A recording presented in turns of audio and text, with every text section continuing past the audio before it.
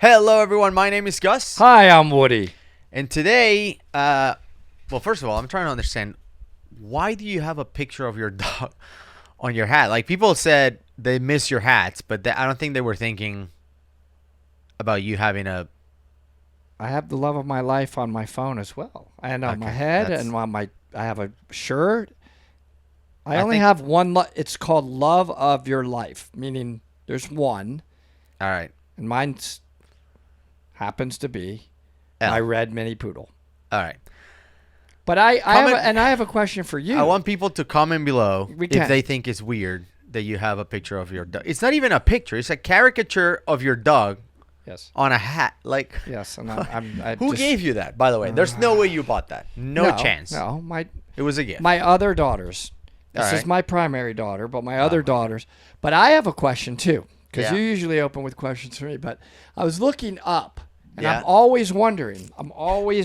People are like, "Why are you always in long sleeve shirts?" Right? Yeah. And I look up. I never noticed it. Years I've been sitting here freezing. I look up. Yeah. I see your air vent with a thermometer on it. Yeah. You're blowing in 40-degree Fahrenheit air Well, right on top of it. No wonder that you can't see, but I'm looking up. I'm looking up today. yeah. Like for the thumbnail, I was looking up. I'm like, wait a second, you're blowing snow on me. So for those of you who don't understand Fahrenheit, that's about, I don't know, like 6 or 7 degrees Celsius. And you're in shorts. You're comfortable. It's awesome in here, of course. You just like to be cold, or you don't? I mean, a professional studio has to be cold. You didn't know that? No. All right. The point is, we're here to talk about the most painful cave deaths ever. It's from a channel that kind of uses caricatures and animation to. We have reacted to videos they've done in the past, and people, they didn't like it. They're like, "Hey, these are serious topics. Why are you using drawings?" Well, because some of these stories are better to see like visually, and there's no videos and pictures of them, so you have to use something. Wait, somebody commented on a video that we did of something they didn't like. That happened. We finally know. got it. It's We a finally got shocker. a bad comment. It's a shocker. That's weird. So let's take a look. There's several stories here, so we're gonna react along the way. We haven't seen this video, so here we go. Cueva Los Angeles tragedy. On May 30th, 1999, Francis Reyes, an experienced National Cave Rescue Commission guide, led 17 people into Cueva Los Angeles my in God. Puerto Rico. Among them was Elba Vasquez Gonzalez. The group entered the Hold cave on. shortly after noon. What? They're definitely from Venezuela. That's not. No, but I'm surprised that his name's not Gus. I didn't know that they had a different name other than Gus. I'm just saying. Okay, interesting. All right. Thought everybody was Gus.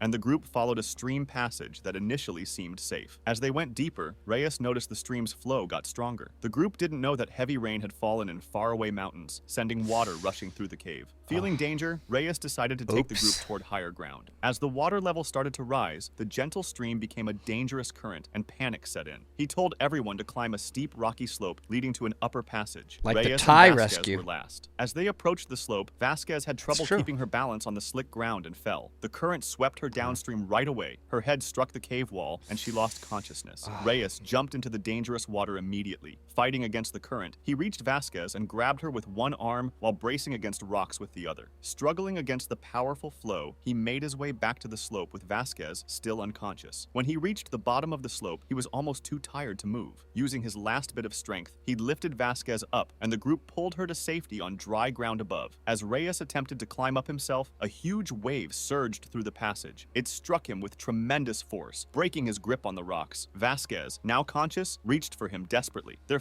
I'm pausing, and I can't help but have a thought here. Do you know, you and I get criticized a lot because for some strange reason we like helmets when we're cave diving. And then some people would tell us, well, you wouldn't need You're them if you idiots. didn't, you had good trim and buoyancy. And we're like, I know, we don't. So We're clearly amateurs. we're Yeah. amateurs. You can bump your head. I have scraped in tight areas Yeah. And I've been really happy to have my helmet on. I mean, I don't know if in this case they did have a helmet on. This is just a cartoon, but maybe But they for wouldn't people- have got unconscious. For people that criticize helmets like that, I always wonder, like, if you were in a cave like Manatee Springs, where it's like blazing fast flow, and you're coming out blind, like, how good, like Manatee, for those of you who don't know, is like a roller coaster. It's up and down, up and down, up and down, up and down. And how good is your trim and buoyancy when you're trying to exit a cave that is pushing you out at full speed? How are you going to, like, well, I don't need a helmet because I can always go slow and methodical. Yeah, blind with flow? And Manatee's probably a bad example because Manatee's huge. Like, your chances of following the line and hitting your head on a rock are small. So I don't want people to comment below and say that I picked the worst example. But Ginny, for example, which has flow, there's parts like the lips or whatever that you would smash pretty bad. And I get it that the more flow you have, the less likely you're going to be on a complete blacked out situation. But if you were, I would be happy that I had a helmet. Personally. And ultimately, what we say on our videos is like, who cares? I like my helmet, and Yeah. I feel safer with my helmet. Who cares? I wear a couple of extra lights on my helmet. Yeah. I don't have any lights. I just want to wear a helmet. Nothing wrong with that. Who cares? That's crazy. Fingers briefly touched before the current pulled him beyond reach as he was swept away into the cave. The other guides led the group to a dry chamber higher in the cave, and they waited there together, making sense of what just happened while Vasquez sat apart from the group, crying. Rescuers arrived by dawn, but struggled with the high water levels. Hours later, they reached the trapped group and rescued them. Despite her injuries, Vasquez insisted on walking out without assistance. Vasquez was taken to the hospital where she was found to be in good condition, but unfortunately, Reyes's body was recovered downstream later that day. Dang. Roaring River Cave. On October 14th, this 2022, is a tough. team of cave divers came to explore the underwater passages of Roaring River Cave in Missouri. This cave was challenging to dive as its underwater passages went down steeply, requiring special diving skills and equipment. The team had That's true. specific jobs. 2 divers would go to the deepest parts of the cave. Eric Hahn, a 27-year-old diver, would work with another diver, which we'll call Marty, to place extra air tanks at 130 feet and 190 feet below the surface. Yep. These tanks would provide emergency air if needed. Hahn used a special breathing device called a rebreather. This equipment reuses breathing gas by removing carbon dioxide and adding oxygen as needed, allowing divers to stay underwater longer. At 11:12 a.m., Hahn entered the water and started following the guideline. As he went deeper, it got colder and darker, with only his dive lights showing the way. That's dumb. The colder part. Yeah. Colder. But- But it does get darker because you're in a cave. But Well, yeah. first Cave of all, I is think we should tell them that we're very, very familiar with this particular case. Obviously, Mike Young, we're very close with him. He Yeah. was leading the Roaring River exploration projects. Yeah. And I think, wasn't the cause of death that he had the wrong gas mixture for the depth that he was going to? I think the oxygen percent was too high, and Yeah. it may have caused him to convulse. Is that what ultimately was concluded here? Well, I think he's going to talk about it. And I think, I thought what you were going to talk about is the fact that we've never really addressed Eric's death No. on the show. We were teammates, I guess, with Eric during our time at Roaring River. So Roaring River was a project, was an expedition that lasted many, many weeks. And in one of those weeks, Woody and I were part of the team. Woody did some exploration. I was part of the safety team, and we recorded videos about this. So I'm not going to go into details on that. But during our time there, that week that we participated, Eric was part of our team. Yes. And, Eric Excellent was diver. awesome. I love talking about Eric, not just about diving, but about the stuff he was working in with, self-driving trucks. And, the guy was one of the smartest persons that I've ever met. Yep. So Eric is great. And we have kind of stayed away from that. A lot of people have asked us to review the accident and all of that. We weren't there when this happened in October. So we're not in the best position to really go into details on that. But I do want to comment on whatever he's going to talk about, which again, he said he gets colder as you go down. No, that place was cold from the surface. Like it was 50 something degrees. yeah, I remember. it's very, very cold. Cold water. But yeah, so far it's pretty accurate on the mission of the dive. Eric was setting up stage bottles at different depths to be used for decompression by the divers doing the exploration at deeper depths. Right. Until recently, and I mean, depending on when you're watching this video, but until last year maybe, Roaring River was the record in the U.S. for deepest cave. Exactly. That's what I was going to say. I think 452 feet, if I'm not wrong. Record that was broken later on in Texas at Phantom Cave, which I think you went over 500 feet. But so it's a very, very deep cave. There's a lot of decompression that needs to happen when you're exploring at those depths. And Eric's job was to set up the bottles so people can use for decompression if needed on the way out. And he was doing that right before you sort of break. You have to break through at about 200 feet there through a it's almost like a hole. There's a restriction at a 215. restriction that's blowing you. Yeah. Straight up. And I remember thinking when I went through it that I had air in my dry suit, and Because I it's kept pushing dumping you like, up. what's going on? Yeah. But it was the flow, and you get through that restriction to the other side, and then it's full exploration mode in there because they really hadn't explored it, and it just drops, and your Goes light on is and on and absorbed, man. You shine your light, Yeah. and you can't see the other walls. And I think he was setting up those tanks right before that big drop, so when they come out of that would be like one level of where they would decompress. Yeah, you set up tanks at where your decompression stops would be. Like there's no point on setting tanks at random depths. We set it up as you typically stop at 100 and something and at 70 and at whatever. So that's where you're setting up bottles, which is what Eric was doing. 12 minutes later, Han reached the 190-foot point. He briefly met with another diver who later said Han seemed fine with no signs of trouble. Just 1 minute later, though, something went wrong. Han suddenly crashed into his partner Marty and began swimming up quickly, which is dangerous at that depth. Marty knew this was an emergency and followed Han to help. Marty caught up when Han hit a rocky ceiling at 165 feet. Han was struggling with his breathing equipment. The situation got worse when Han pulled out his mouthpiece without closing it, letting water into his breathing system. These convulsions matched the signs of oxygen poisoning, which happens when a diver breathes too much oxygen at depth. Marty tried to hold Han while managing both the convulsing diver and the emergency mouthpiece, but they ended up sinking to the bottom at 204 feet. The water quickly became cloudy as their struggle stirred up silt from the cave floor, and eventually, it became too dangerous for Marty to continue the rescue. He couldn't see the guideline anymore. He was getting tired, and his own air supply was running low. Meanwhile, another diver had gone up to get help. Marty, forced to give up the rescue attempt, started going back up and met another team member during a safety stop. This diver tried to go down to help Han but faced the same problems: cloudy water, distance from the safety line, and dangerously high oxygen levels at that depth. Just 23 minutes after Han entered the water, another team member saw Marty coming back. What did they mean? Yeah, Okay, so the couple. There's a lot going on. Well, I just want to explain a couple things. When you're, I know a lot of people understand this, but a lot won't.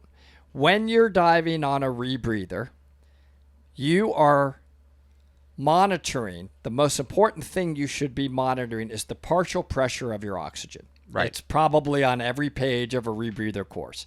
Know your PO2, partial pressure of your oxygen. Yeah. Because if you go too high by accident, you can have oxygen toxicity, which would make you convulse. So I think that's important because it's not really explained here. That's a big risk. So when we're diving deep, we are planning our dive and putting in the right mixture by lowering the oxygen percent in the gas so that our partial pressure at the deepest point won't exceed a certain number. A lot of agencies will be like, you should be able to dill flush that to a 1.1 or a 1. Yeah. At some point, if it's too high, and I don't like to say the exact number because nobody knows the exact number, you would convulse. Yeah. Eric, obviously, it got too high. Don't know what number of partial pressure it hit on him. I have no idea. Yeah. Because I do believe he had the wrong mixture for the depth that he was going in. I do believe that was confirmed. and he started to convulse. The part that doesn't make sense, so don't listen to that, is the oxygen percent at that level of depth was too high. It has nothing to do with the oxygen percent in the water column. It has to do with the oxygen percent in your mixture in your rebreather. Yeah, So I mean, I think that's what happened here. Obviously, whoever is narrating this video, they don't understand that part. That is like the percentage of oxygen you're breathing is meaningless unless you know what depth you're in. Like, can you breathe 100% oxygen underwater? Sure. Up to 20 feet is safe to breathe. Up to 6 meters, it's safe to breathe up to 100% oxygen. Could you bring 1% oxygen? Sure. If you're thousands of feet underwater, it's safe to breathe. So the percentage of oxygen is not enough information to know if it's safe or not.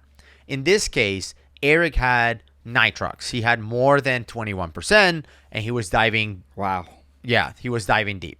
That's what happened. Wow. He went hyperoxic. So that's what Woody was talking about. That could be a really high PO2 oxygen, at 200 feet. Oxygen toxicity, the name for that is hyperoxia. I'm gonna run the numbers really fast just to. I'm going to assume he had 32%. No, I believe he had 26. But the point is, again, I'm not gonna talk about all the details in here. But he did mention a couple things, like his partner Marty. He's using the word Marty. That's not his name, but Marty was running low on gas and he had to leave him behind and all this stuff.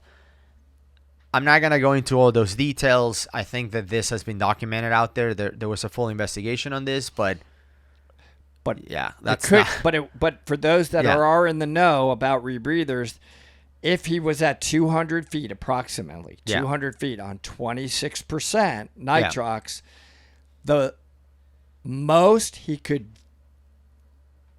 dilute his PO2 down to was 1.84. So he could not get below 1.84, which means you have a pretty high risk of quickly getting much higher than that. Yeah. So that's probably what, I mean, we know that's what happened. Yeah, he went hyperoxic. Yeah. Back without Han. The surface manager stopped any more rescue attempts, telling all divers to complete their safety stops and exit safely. Rescue operations began at 4 p.m., almost 5 hours after Han entered the waters, when the Missouri Highway Patrol diving team arrived. They found Han's body at about 200 feet deep.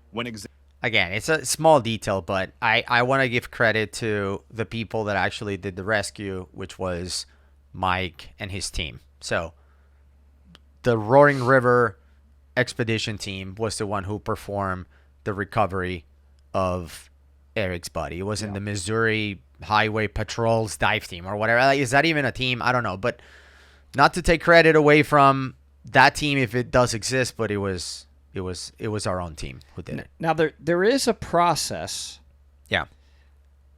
of analyzing your gas and documenting your gas before you start a dive that is in place to avoid situations like this, to help avoid situations like this. Yeah. I don't know any of the details of what was done here, but we go through a lot of steps to analyze the gas right on the tank, exactly the gas mixture.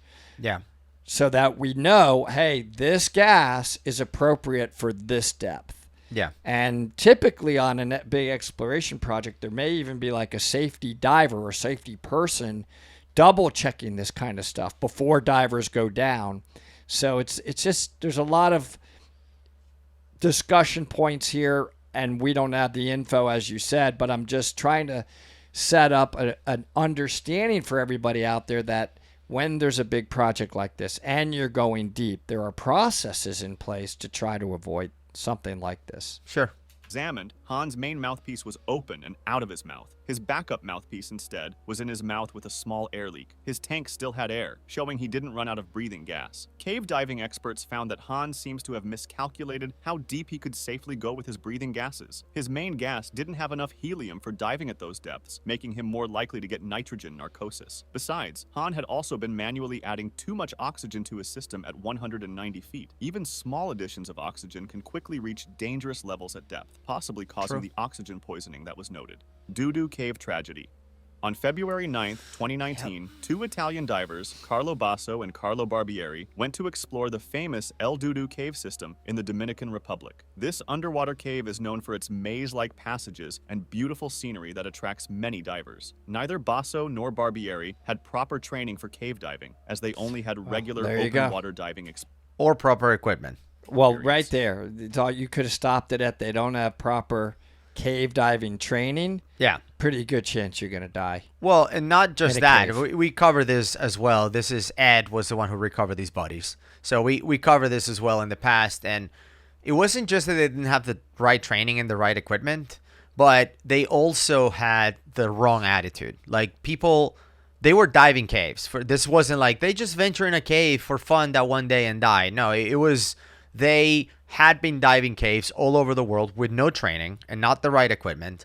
And people would tell them like, oh, you guys clearly love cave diving. Why don't you get certified? Why don't you just go through the process of becoming a certified cave diver and gain all the knowledge and experience to do it safely? And apparently their answer was, there's nothing you can teach me that I don't know already. Oh. Yeah. So. Okay.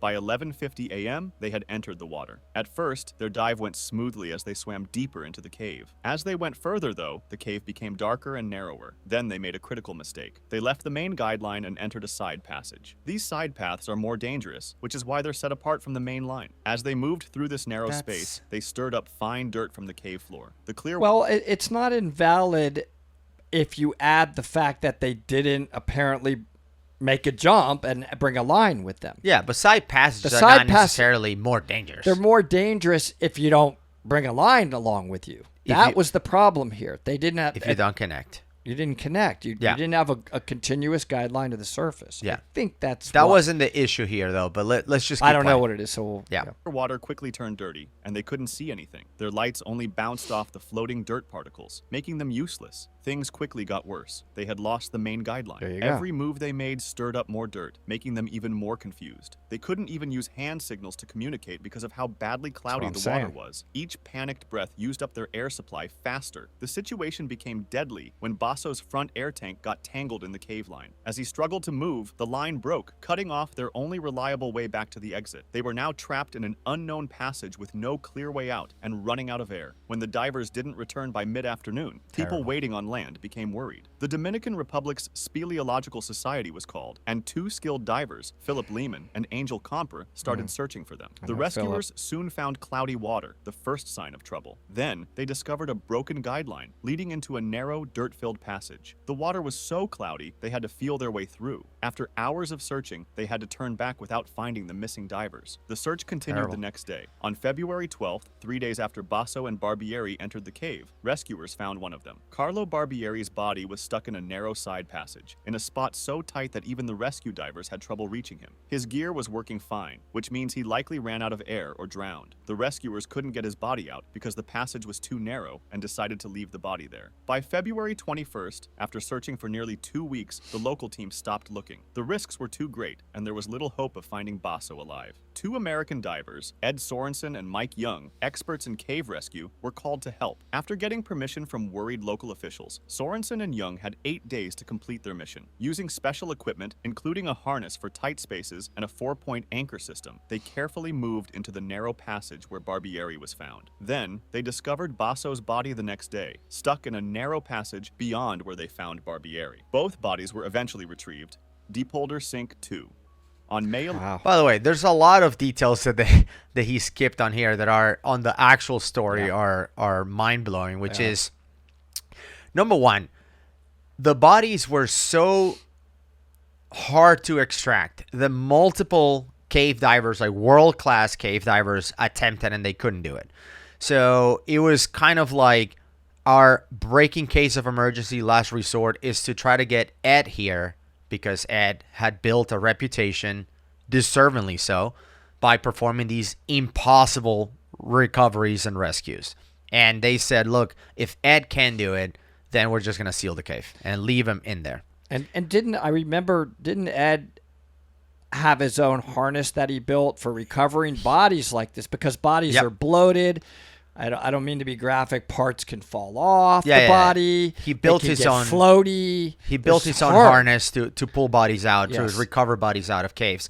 But the interesting part also that I wanted to mention is that it was so sketchy, so gnarly, this passage where these guys went and got locked up in there. They got, they died, that Ed always works alone. He never does rescues and recoveries with anyone, but he was so dangerous that he actually opted to bring somebody in, and that person was Mike Young. When he was like, who in the world is the only person I would trust with my life in the most dangerous and sketchiest cave ever?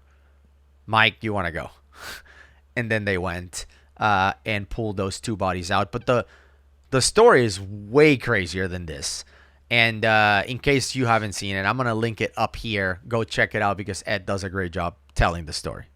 11th, 1990, in Hernando County, Florida, 25-year-old Michael Spears and his diving partner Daniel, age 34, prepared to dive into Deepolder Sink 2, one of Florida's Deepolder. most dangerous underwater cave systems. Michael had earned his cave diving certification just 5 months earlier, even though he had completed 75 cave dives. Daniel, however, had over 10 years of experience. Unfortunately, recent rains had reduced visibility, but this didn't stop them. After checking their gear, they entered the water. They carefully moved through the narrow entrance into the main cave. By the time they reached the junction room, the water had become very cloudy. They could barely see a few feet ahead with their lights. They relied on the guideline, a thin rope that helps divers find their way in caves. When they reached the upper circuit line, the water cleared slightly. They adjusted their gear, gave each other okay hand signals, and began going deeper into the cave system. As they went past 200 feet deep, breathing became harder. The compressed air felt heavier in their lungs. At this depth, divers can get nitrogen narcosis, which is like being drunk underwater as it slows thinking and reactions. Halfway through their dive, Daniel noticed something wrong. Michael had drifted below the guideline. At first, it was just a few feet, but then he went down faster, as if being pulled. His movements became weird. They were already near 250 feet deep, approaching the same junction room as before, where they would have to go back through the muddy water. When they reached the junction room once again, visibility dropped to 0. Michael reached for the guideline twice and missed. Panic set in.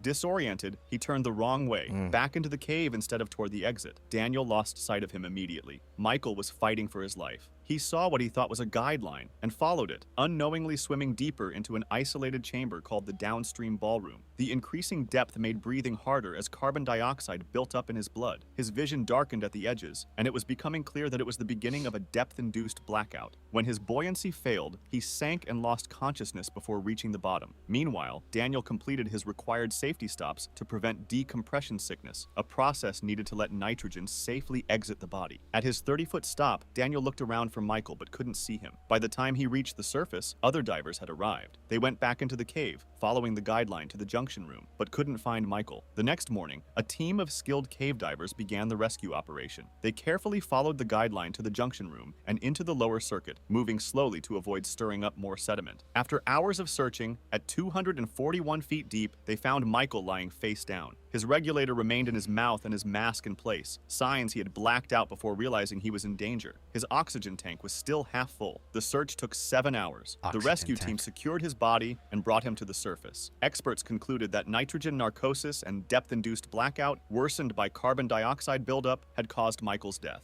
Wekiwa Springs tragedy. Okay, Well- so here's one thing I wanted to mention. I just didn't want to stop earlier, which I think people who are not cave divers would immediately, it would immediately come to their head, which is, well, the rain made the cave visibility bad, but they went in anyway. Now, if you're not a cave diver, you would probably think that that was a dumb move. Like, why, if the visibility was bad, you decide to go anyway? The answer is sometimes caves will have not only bad visibility, 0 visibility to start with, and then you go down a few feet, 20 feet, whatever, and visibility is magically super clear. One good example of this is when we did Madison Blue. Remember a Mart sink? Is Absolutely. 0 vis. Yep. You look down and it's mud. And you, like, to start the dive, you're like, why are we doing this? It's completely blacked out. I can't see anything. But then you go down through that chimney and boof, it just opens into beautiful visibility in the cave. So it's not, that wasn't a mistake. That the fact that, rain came down and visibility was bad at the surface and they decided to go anyway. Like, he made it sound like that was a stupid move, but it's actually common. It's not a big deal. Good point. What I was going to comment on is that nitrogen narcosis is really dangerous. Yep. And you must plan for your depth with the appropriate gas. People are like, no, really, Woody. Wow. No, duh. Well, no, duh. Is my point back. Because people that don't do that, you can easily die. So these deep dives, you've got to be Trimix certified. Yeah. You know, I'm really start to get very narked after about 130 feet. And I can't really describe the feeling other than I can understand quickly how you could be. Everybody's different, but I almost get like a dizzy feeling, and it feels really bad, like you're spinning, and you can't really concentrate very well. If you have any need to think about something, Yeah. that nitrogen narcosis can mess that up. In this case, it was simply the line and following it back in the right direction, which is a simple task that becomes impossible when you're that narked. And what did he need to do to not be that narked? Have helium, the right amount of helium. So there are solutions to this. So instead of just saying, oh, well, you shouldn't dive that deep in a cave. Well, if you can dive that deep in a cave, Have the right if gas. you use the science and have the proper training. So this is a conversation for those that aren't experts, like a lot of our viewers are, and that I know that's obvious to them, but to a lot of our viewers, it's not obvious because they're using a lot of terms here in depth and narcosis and why did they get that? But we have solutions and training for all of these things. That's one thing that I've seen, like criticism for us out there on the internet too. It's like people are like, well, these guys don't know what they're talking about. They keep saying that they get narked at 130 feet or 100 feet. I don't get narked at 100 But feet. I do. Yeah, it's different per person, just like alcohol is. And I always hate to compare with alcohol because people think that being narked is like being drunk. It's not like being drunk. It's a different thing. Yeah. It's like, what is like being drunk? Like people who are drunk, some people are happy. They just laugh about everything. Some people get mad and want to fight everybody. Some people just black out. It's like, it's a completely different effect depending on the person. Yes. And being narked is the same. It's impossible to say, how do you feel when you get narked? Because the way Woody feels when he's narked doesn't mean that that's the way I'm going to feel. Or even Exactly. the same depth. Just like some people get drunk with like half a beer. You're already dude, like what's going on? You just had half a beer and you're drunk. Some people can down 20 beers and be fine. It's Exactly. like, it's And the same. So just because you get narked at 100 feet or 120 or 130 doesn't mean another person won't feel any effect at those same depths. And it's also okay. It's actually better to know that. Like, hey, Gus, we're going to 140 feet. I would like some helium. Yeah.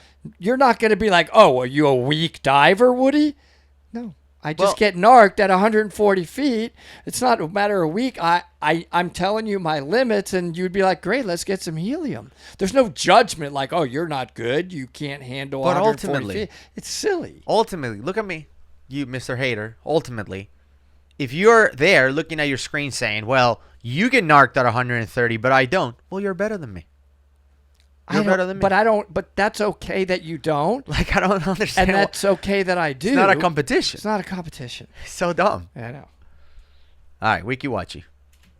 On March 31st, 2012, at Wekiwa Springs, Florida, 29-year-old experienced diver Marcin Kay was working with the Karst Underwater Research Team to explore and map the underwater Those caves guys are in the really park. good, After by the way. checking their diving Pipe equipment, hitters. Kay and his team entered the water and started following the guideline. The team moved together in the dark water, studying the cave at depths over 100 feet. They kept a steady pace to avoid getting too much nitrogen in their blood. After finishing their work and starting to come back up, Kay stayed close to the guideline, but around 4:30 p.m., something changed. As they got near the cave exit, Kay suddenly swam away from the guideline. He went up into a tight crack in the rock, a space so narrow that divers with tanks on their sides would have trouble fitting through. His movements became quick and weird. The other divers noticed and tried to signal him with their lights, flashing them to tell him to stop. Since that didn't work, they tried tapping him, but Kay didn't respond normally. He pushed farther into the narrow crack, twisting his body to get through. Safety divers nearby couldn't do anything as Kay squeezed himself deeper into the tight space. After 5 minutes, they saw his breathing regulator wasn't in his mouth anymore. The team immediately called for help, but the narrow crack made it very hard to reach Kay. When a rescue diver finally reached him, it was too late. He wasn't responding, even though his tanks still had plenty of air and his equipment was working fine. He had passed out and drowned in the tight space where he was stuck. Kay's body was brought to the surface just before 5 p.m. After the accident, the CARS team explained that Kay didn't deliberately leave the guideline and swim into the crack. They explained he had an air bubble in the blood vessels of his brain, a condition caused by coming up too quickly, which can make a diver confused and unable to think clearly.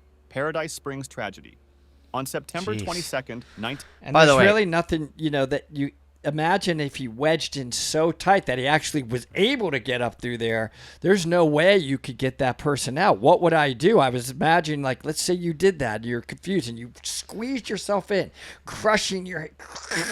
I'm Yeah. like, what am I going to point, do? there's What nothing am you I can going do. to do to get you out? Yeah. You can't It's- criticize those guys. Like, you cannot get the person out. It's a tough situation. And this is an example of this wasn't someone who didn't know what they were doing or didn't have the training or whatever. This is a member of KUR. KUR is like the Navy SEALs of the cave diving. These guys it's a team of explorers. Yes. And it's super hard to be part of that team and become a diver in the team. I have nothing but respect to people from the WKPP, the KUR teams. Like, all of those explorers are unbelievable. And when people ask me, like, what if I want to see like really amazing cave diving videos? Go watch those guys. Right. They're amazing at what they do. So this guy was clearly a very experienced diver, but is in a medical emergency. When you have a bubble that gets trapped in your brain, who knows where? Like, it could paralyze your legs. Like, it could. And the tough part about it is that would have happened if he was in open water too. If he was diving super deep and went up too fast or whatever, and a bubble gets in your brain, the fact that he was in a cave is irrelevant. But he made it worse because wedging. He got wedged, and that's a problem. But it's another one of those that is tough sometimes when you have these cave deaths that are due to a medical reason, right? In this case, a bubble in his brain, because they always get categorized as a cave diving death because he dived in a cave. Yeah. And I think Doug Eversole made a good point, which is if you have a heart attack on a golf course, nobody says a golfing death. It's a heart attack. But if you have a heart attack and you die in a cave, they will say it's a cave diving death. So those numbers, and a lot of people get really mad when I say cave diving is safer than just caving, like spelunking.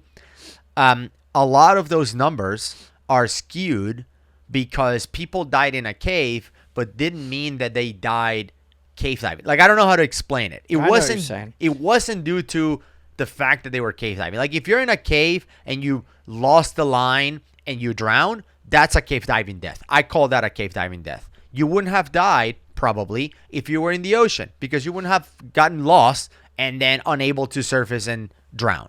Yeah. That's a cave diving death. But you had a heart attack in a cave? Are we really going to call that a cave diving death? Come on. Right. In this case, the wedging definitely complicated it. I really think this guy is doing a really good job, by the way. I think we should give him a little bit of credit. Like these... For not being a diver, yeah. No, but he's really documenting it. He's doing it with like cartoon characters, and it's really helping me understand some of these. Yeah. I've heard these scenarios before, but I like visual like this. It's really well done. Yeah. He's doing a really good job. All right, let's see what happened at Paradise Springs.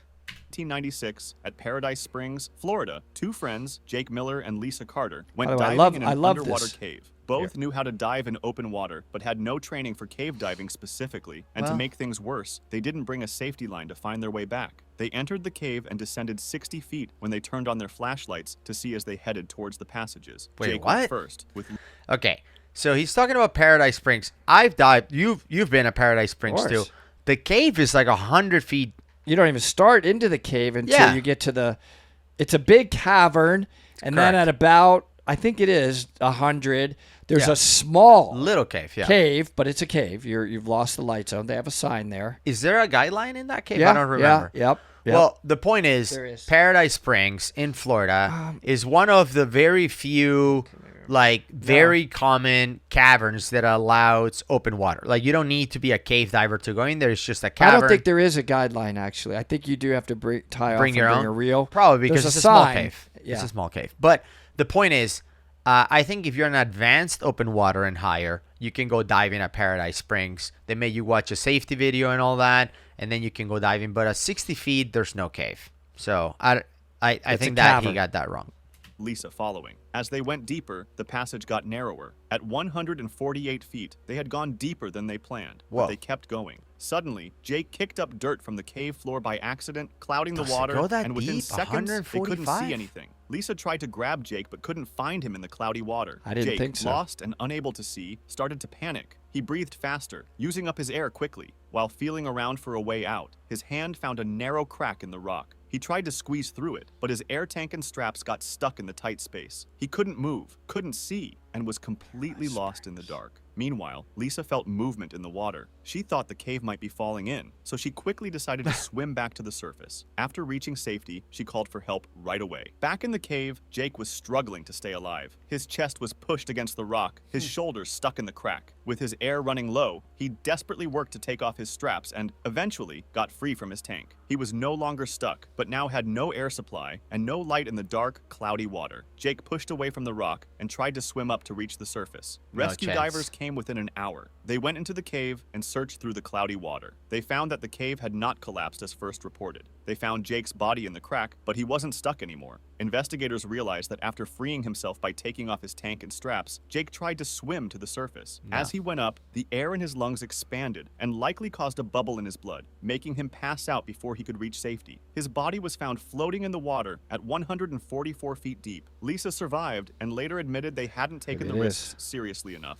I don't think Paradise Springs is that deep, though. But I'm trying to remember. I have been down in that little cave nook before with Doug, and I can't remember how. It does drop. You can sort of picture it, right? It drops, but I just can't remember if it's that deep. Yeah, unfortunately, I haven't been inside the little cave there because every time I've been to Paradise, it's been with an open water person, student, whatever, and so I've never gone in the cave. But yeah, I didn't think he got that deep. I wonder if they're talking about something else, like some other place.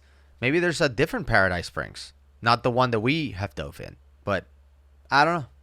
If you liked this video, anyway, so wow, so a lot of different accidents. I do remember though on the last video we reacted from this channel, people said don't do it again because he just uses cartoons and it makes the stories dumb. I enjoy it. I think it was very well done. Yeah, so he might come back. I'm not saying we're never gonna do it again. Just like people say, you absolutely should never do it again. That's like giving us a green light to go do another. Might as well assume we're gonna do that. But as I mentioned earlier, when we were talking about the Roaring River incident, that was part of this video. Woody and I participated on that, and we made a 2-part series. And I'm gonna leave part 1 right here in case you haven't seen it. And you can actually see video of Roaring River, not cartoons, actual videos of the actual cave. And I'm just going to tell everybody that now I know why my microphone, I need gloves to hold it. It's literally freezing cold, and now I know why. Because when I look up, I have 40-degree Fahrenheit air blowing on me. We'll see you on the next one. Freezing. Hi, everybody.